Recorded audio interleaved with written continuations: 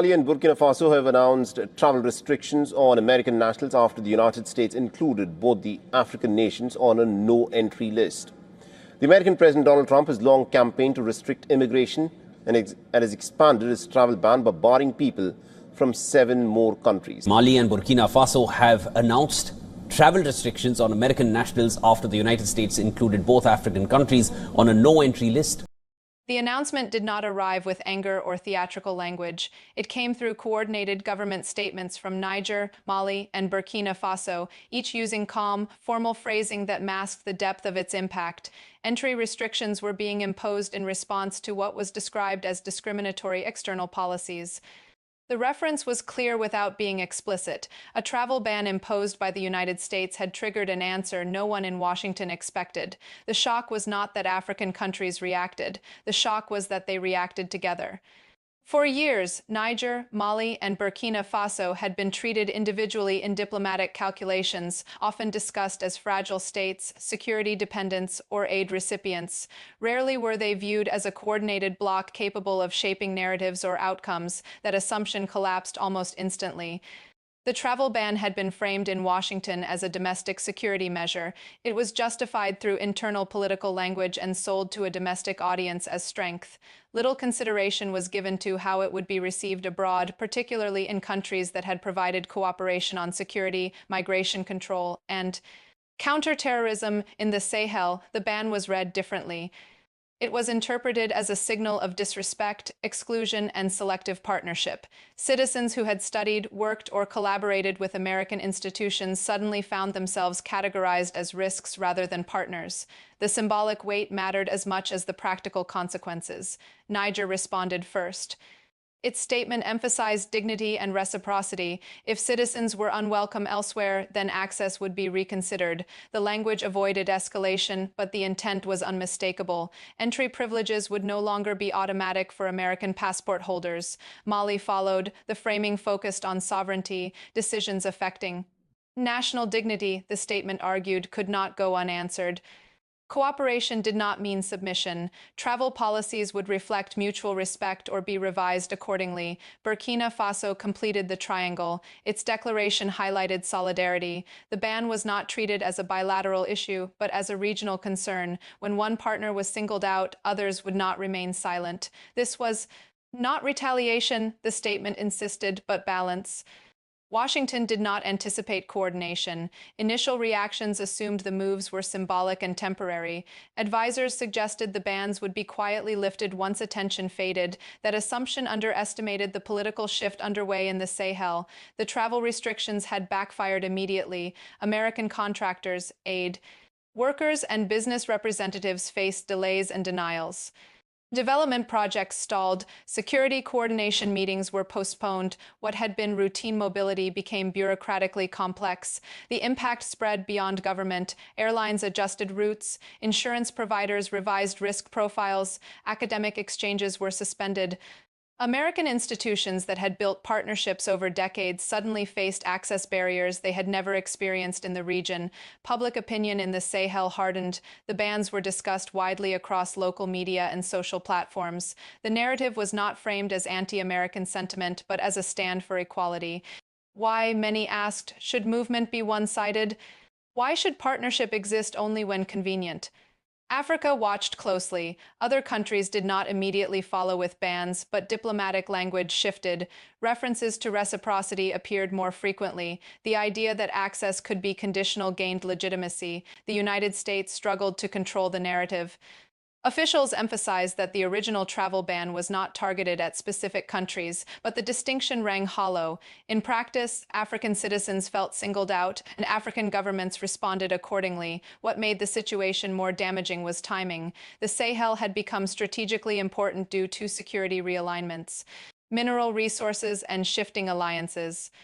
Washington's influence was already under pressure from competing global actors offering alternative partnerships without movement restrictions. The bans accelerated recalibration. Niger, Mali, and Burkina Faso used the moment to signal independence in foreign policy. Cooperation would continue, but not under conditions perceived as unequal. Travel, once a symbol of openness, became leverage. American disbelief turned into concern. Diplomatic channels worked quietly to de-escalate, but progress was slow. The Sahel governments did not rush. They framed their actions as corrective, not punitive, and insisted on respect as a prerequisite for reversal. The backfire became obvious in numbers. Project delays increased costs, security coordination gaps widened, influence that had once flowed through presence and access now encountered friction. The travel ban intended to project control instead reduced reach. The episode marked a broader shift. African countries were no longer content to absorb policy shocks without response. Coordination, even among countries often labeled unstable, proved possible when dignity was at stake. As the first phase ended, one conclusion became unavoidable. The travel ban had not isolated African nations. It had isolated American policy from the realities of a changing world where partnership required symmetry, and where even smaller states were willing to draw lines when respect was questioned. What followed would deepen that lesson.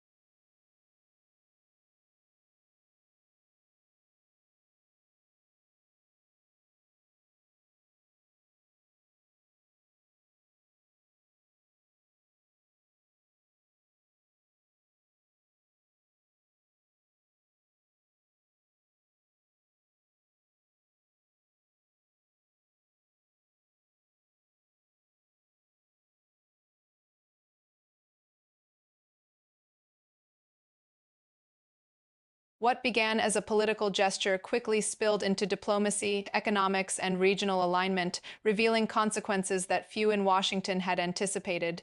Niger, Mali, and Burkina Faso did not simply respond to the travel ban as isolated states. They responded as a bloc shaped by shared history, shared pressure, and a growing determination to redefine their external relationships. Regional coordination deepened almost immediately. Meetings between the three countries intensified, focusing not only on mobility restrictions but on broader sovereignty concerns. Travel was only the surface issue. Beneath it lay years of frustration over unequal partnerships, security arrangements that delivered limited stability, and policies perceived as dismissive of local priorities. The ban acted as a catalyst, accelerating conversations that had already begun. Economic implications surfaced quickly. American-linked development programs faced delays as personnel movement became complicated. Contracts were reviewed. Local partners questioned long-term reliability. While officials in Washington framed the ban as a security measure, on the ground it was interpreted as disengagement. That perception mattered more than the stated intent. Trade channels felt secondary effects. Although trade volumes were modest compared to larger economies, certain agricultural, logistics, and service sector relationships depended on ease of movement. As access tightened, alternatives emerged, regional suppliers stepped in, non-Western partners increased presence. The vacuum did not remain empty for long. Public opinion within Niger, Mali, and Burkina Faso hardened. The narrative shifted from reaction to assertion. Media discourse emphasized dignity, reciprocity, and independence. The idea that mobility should be conditional on external approval lost legitimacy. Travel restrictions were reframed as evidence that reliance on distant powers carried risks. Africa's wider response amplified the impact. Other countries watched closely, not necessarily to replicate the response, but to assess its effectiveness. The coordinated stance of the three countries demonstrated that collective action could alter the balance of attention. Silence gave way to conversation. Marginalization gave way to visibility. Washington's reassessment began quietly. Initial confidence that the ban would deter or pressure behavior faded as unintended consequences. Mounted diplomatic channels reported reduced influence. Security cooperation faced strain as trust eroded. The assumption that policy tools would produce linear outcomes proved flawed. The backfire became evident in multilateral settings. Discussions that once followed predictable alignments grew less certain. Niger, Mali, and Burkina Faso coordinated positions more closely with regional partners. Voting patterns shifted. Statements emphasized non-alignment and strategic autonomy rather than loyalty to any single external power. Economic diversification accelerated. Infrastructure projects previously stalled by funding constraints found alternative backers. Trade agreements with non-Western partners gained momentum. Payment mechanisms adjusted. While challenges remained, the direction was clear. Dependence was being reduced deliberately.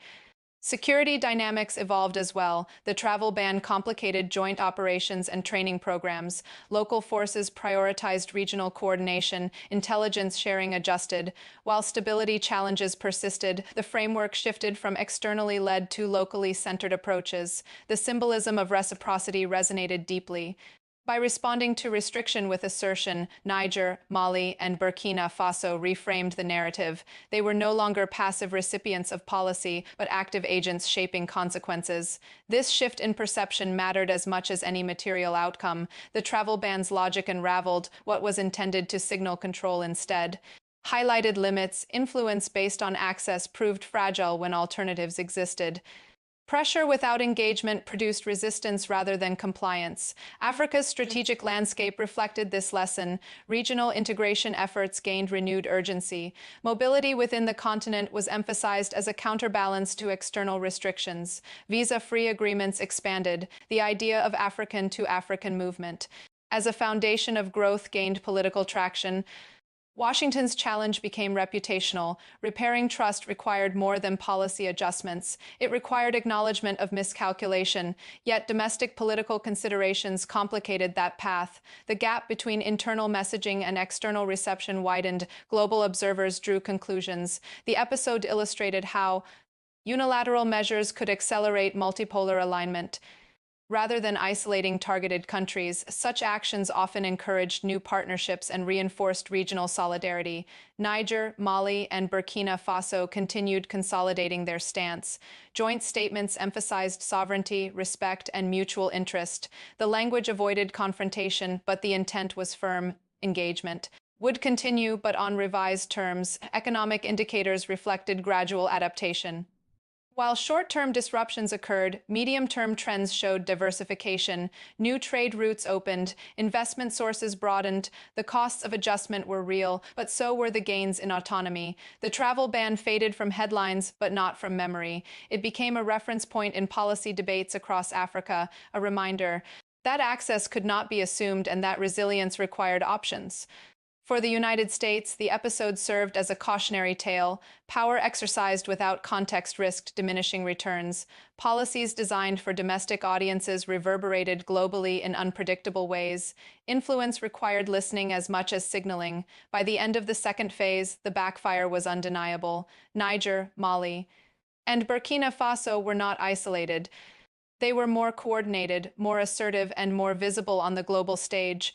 The travel ban, intended as a lever, became an accelerant for change, and in that shift lay the deeper lesson. In an interconnected world, pressure can produce adaptation faster than compliance, and those who underestimate that reality often find their assumptions traveling much farther than their policies ever intended.